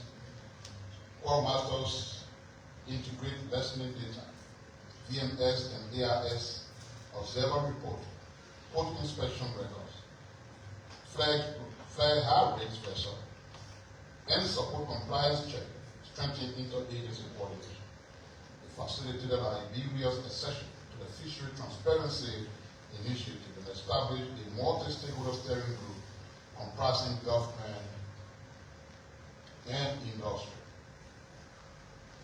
They led Liberia endorsement of the Global Charter for Fishery Transparency, reinforcing commitments to open data, transparent lessening, and responsible fishery governance. Collectively, these reforms address long-standing governance gaps that contributed to Liberia-EU yellow card, demonstrating renewed political will and institutional capacity towards its eventual lifting. Provided grant support to 1,600 women in fishery-related livelihood across 5 coastal counties, establishing business expansion, skilling, and diversification. The intervention targeted women fish processors, traders, and auxiliary service providers, strengthening household incomes, food security, and coastal economies. They completed the construction of 23 climate smart artisanal fishing canoes made of fiberglass and fitted with solar power engines capable of operating up to 72 hours at sea. And they distributed 100 outbound engines along with GPS unit and marine compass to artisanal fishermen across all 9 coastal counties, improving safety, efficiency, compliance, and climate resilience. Finally,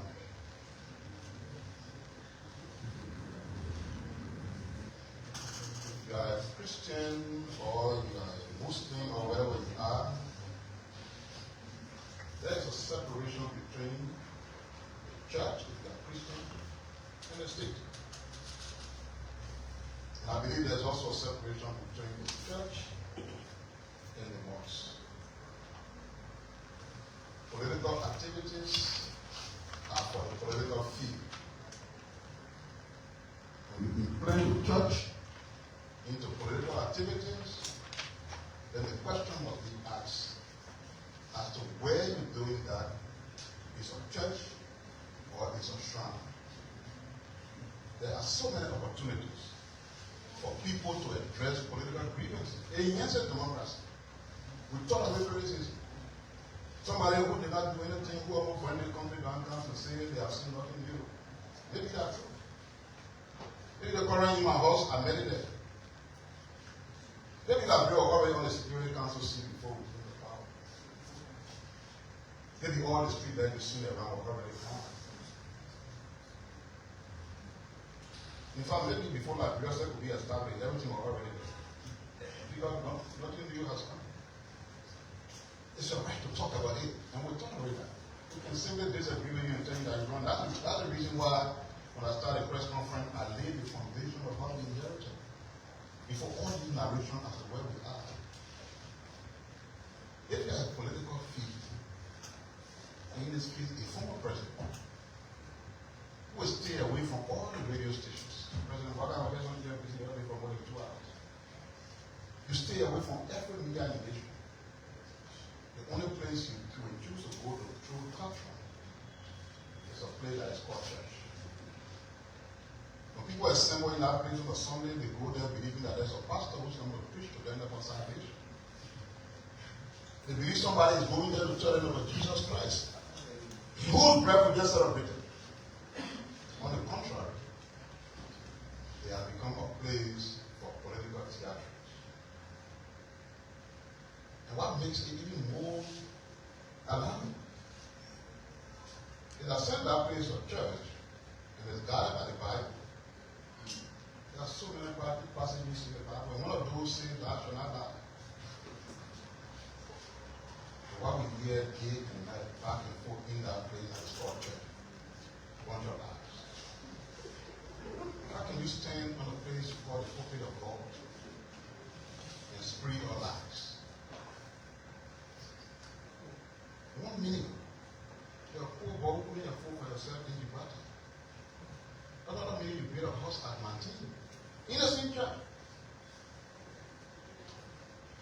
You're throwing walls at everybody.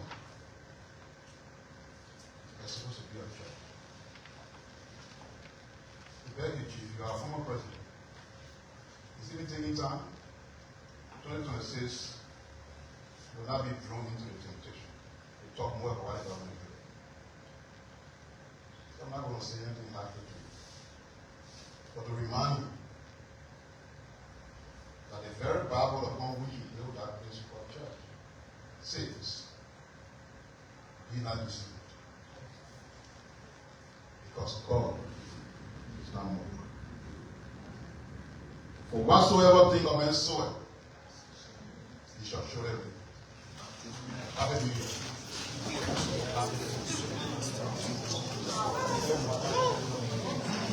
Minister of Information, Jerolemic Pia, they're taking almost 2 hours to explain government achievement for the year 2025. So there will be a question and answer. It's already 2 o'clock. Before the press conference is called to an end. His presentation, you heard him. There's no time for today. We'll entertain a couple of questions if there are any. So please form the queue. The presentation for the minister covered a wide range of issues. I'm sure you're taking notes. So you can now ask your questions and the minister will respond. Yeah, please suggest that it was a few minutes because we're already into the time. You can use They got a text from one of the people in charge at the station that uses them pushed back, so they are waiting for us. So please ask a question and also respond. Thank you. Thank you, Minister. Good afternoon. My name is Christopher Desmond, and I report for Liberia.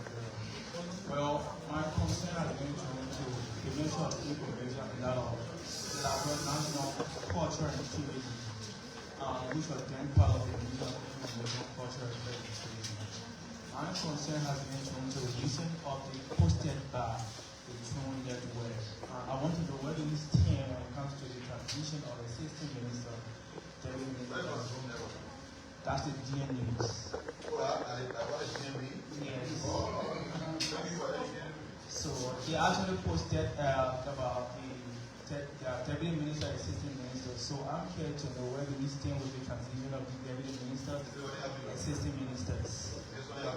I mean, they were just reaching a concern, and that concern is something that has never been disclosed by the ministry and the minister purpose. So after reaching that concern, so highlight of how the transition project is. Your comments about the minister? My name is Peter. I was as a minister, thank you for the all around the my concern is the issue of rules for the security across Africa. This has been a public debate between the past administration and the administration. Can you basically tell us how can you perform this with former Minister of Finance session, former Minister of Finance, some of the people that all of the rule concession that already taking place across the world is signed and finalized, by the previous administration. How can you perform this? Good afternoon, my name is Jackson Shafa, and I'm for Mr. Minister, thank you very much for being here, highlighting the government's development. So, moving forward, we have almost 1.2 billion budgets.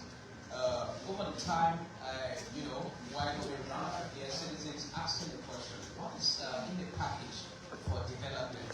Because, propagandists, a lot of confusion. People are saying that most of it goes to government, public administrations, but people are still confused about it. And the next 10 years is about the sanity. One question.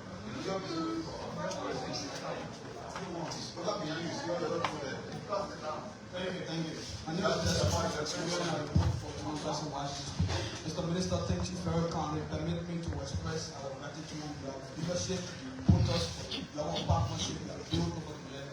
As we move to 2026, we look forward to a enhanced partnership that seeks to promote the interest, of the ministry and the reporters as well. So my question is, of all of the good things that we have disclosed, spoken about, can you confirm the issue of Liberia's election as a non-permanent member and that of the successful elected leadership of the combat stand as the most of all qualified achievement of this government within the year of 2025?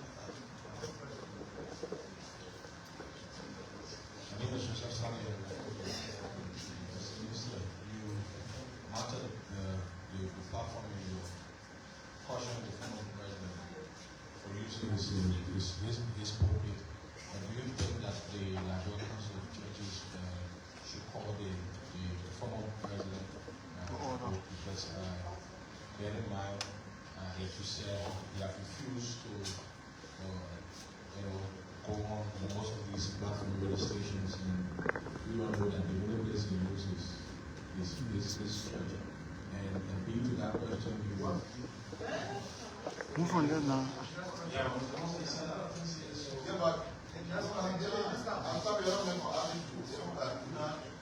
All right, thank you, Minister. Darius TV. Thanks for the development and sharing the things the government did. Mr. Minister, one thing I want to bring to your attention is since your SNC as government and since the government in power, they are not able to achieve this initiative that this program they initiated, that is one government, one platform, and one communication. Since this government came to power, we are not seeing the legislature, not the judiciary, or the other branches of government in part of this, only the executive. So as we move to 2026, can you assure that the government will be peaceful? Thank you. Thank you so much, Minister Pia. My name is Chokon Flama and I work for DN News Liberia. In your annual message, if I can point it out very quick. I listened carefully. I was driving here and did not hear you mention about the Ministry of Information, the achievement during the year. Maybe it was an oversight or you didn't do anything at all. You know. And they must talk about publicized yellow machine. When the ballot pieces are coming, the year already end, day after tomorrow. Why you laughing?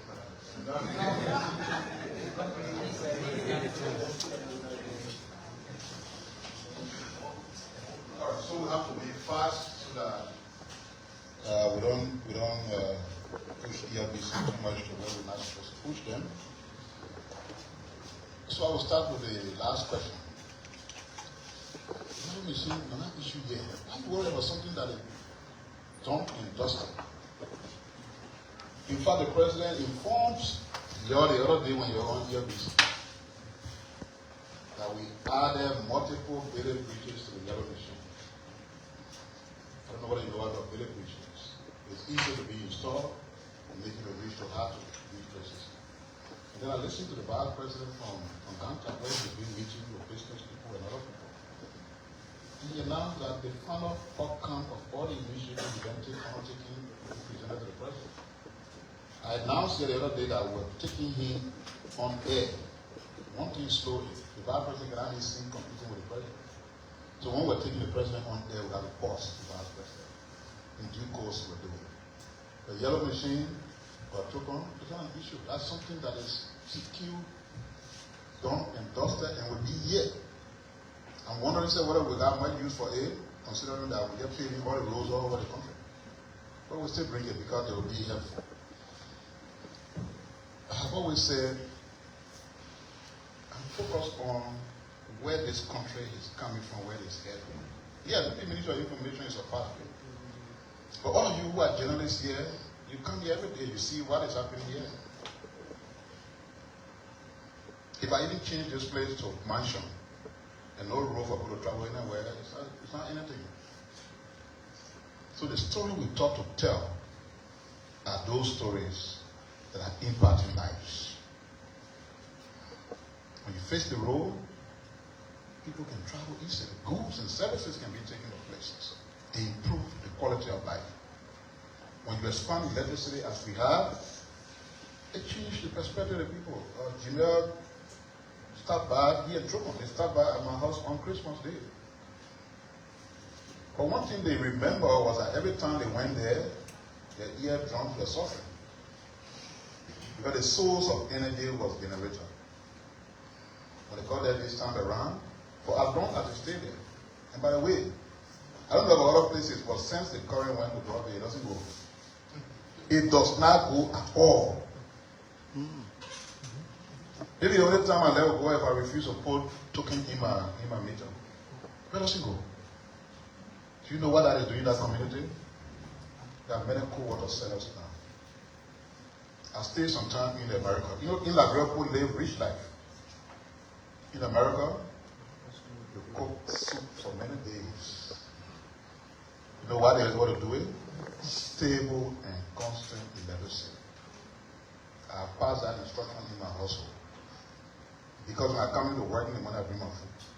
So cook multiple soup, put it in the air fryer. Every year face it up. Then you'll not be forced to wake up 5 a.m. the time they can wake up to cook. That's improved life condition.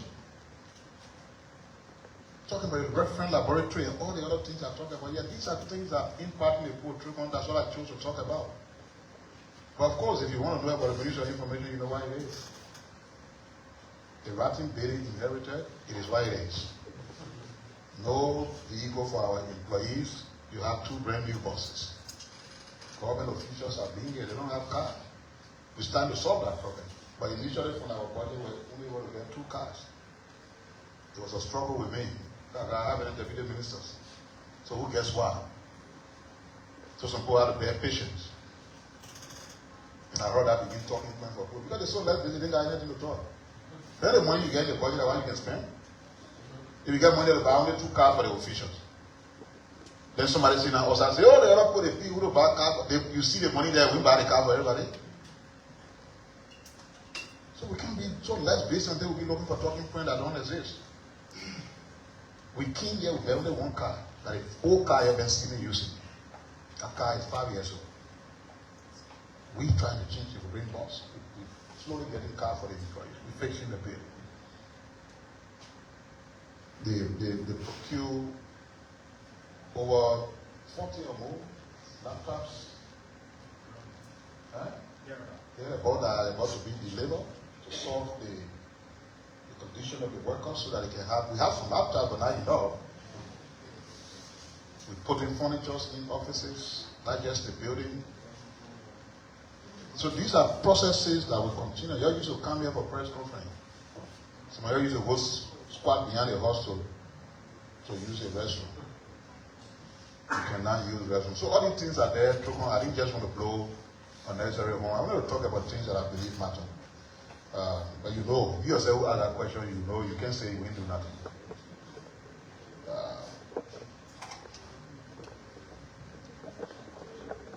So when you transition, the ministry was a ministry of information, culture, and tourism. Some of y'all, every time we came for press, all the things we're talking about, say, why you still get the car of it? The bigger movement, and you can talk about it. You wanted the bigger to be removed, the bigger movement. Why you still want me to have deputy for culture and deputy for something? You know the bigger title brought in here? So when you change the ministry, it means the department that has been taken away is mute. They were presidential appointees. The new law did not provide for them to transition as official to the tourism authority. So you see the assistant minister who appointed the other time, whatever he got his favor or whatever it is, he was appointed by the president. The other people who didn't get the president appointing mean the to the new authority. Does it mean the president will not get him to, I don't know, maybe he will find something else for them. And I hope he does. Because they are qualified individuals. They got a lot to offer the country. Some of them abandon their families and lives in America to come here to help. So if they still have the desire to be here, there will be a need to engage in a project. The passage of the tourism law led to an amendment of this ministry's law. And once that amendment was done, it means we don't have a department of culture and tourism anymore. And if you don't have it, then you cannot have a deputy minister for culture and tourism, you cannot have an assistant minister for tourism, you cannot have an assistant minister for culture. That's unfortunately the reality.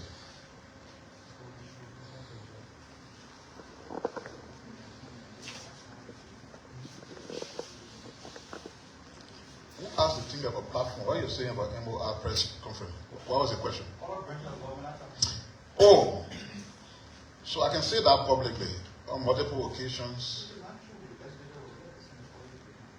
But on multiple occasions, I have asked, like this, pro tem, when the former speaker was there, he was my good friend, I asked him multiple times to come here, but you can ask people to come and it is their sense of judgment that will decide.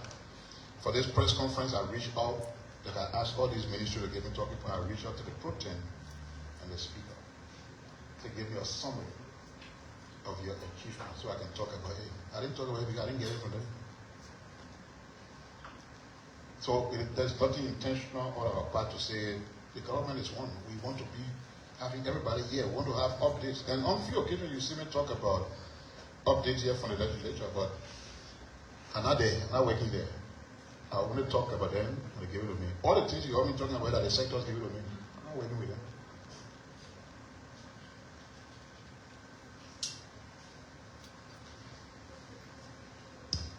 The budgetary process is still open, Jackson. We run an open budget process. When they tell you the budget has been passed, it can be published by the MFDP on their website. So if there's a debate about the place of money moving, you can see be a citizen journalist too, be development journalist. You may not only be interested in the politics. Go look at the budget and say, all the things you're talking, you're lying. There's money here for roads, there's money here for hospital, there's money here for school. You can do that.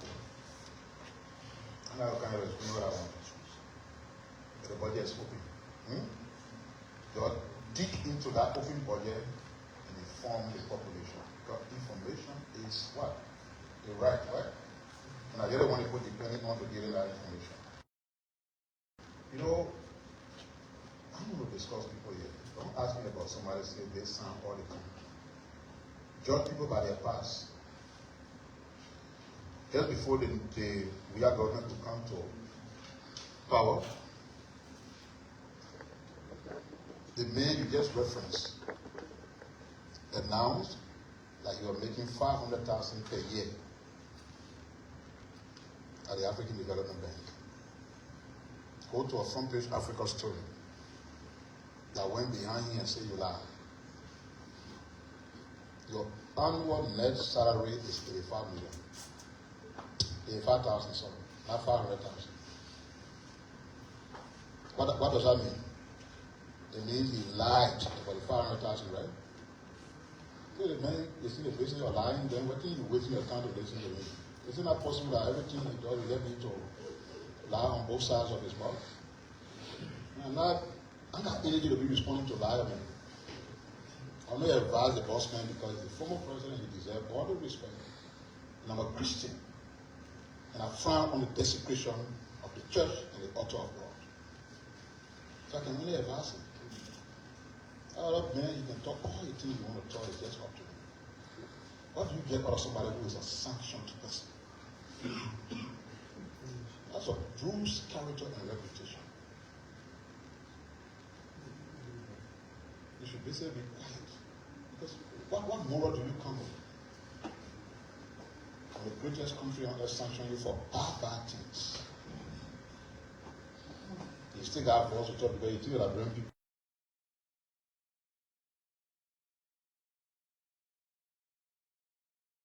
Voted. You don't even listen to that thing you're talking. So stop the lies, pay attention to that case you're in, and struggle to save your reputation. Did I leave any question? I think we have to explain the part idea this is out of the news. Thank you. It was a good time together. It's the last press conference for 2025. We'll see you in January starting at new. Don't forget that the various sectors we covered were not all the ministries and agencies. So we will continue that process. We are looking forward to other ministries and agencies sending out the updates, and over time we continue giving updates covering all the other sectors. But we believe these are the most important ones. The issue of health is considered very important, but we didn't get updates from them. That's why we didn't talk about them. And I hope the minister and her team step out and let the people know what's happening in their sector. Thank you. Charlie Make PR Information Minister there, wrapping up the year 2025 in connection with government achievements and deliverables. So I'd love to say thanks so much. My name is Haji. We've been bringing you a live event here at the Ministry of Information, where the sole presenter has been the Minister of Information, Charlie Make Matthew Pia. Again, thanks for watching Spoon TV.